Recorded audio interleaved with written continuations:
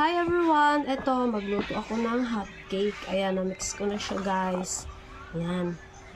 1 kilong harina ito. Tapos, sinaluan ko siya ng 2 itlog. 1 ibap. Tapos, sinagyan ko siya ng asukal. Tapos, baking powder. At 2 kutsarang mantika. Ayan.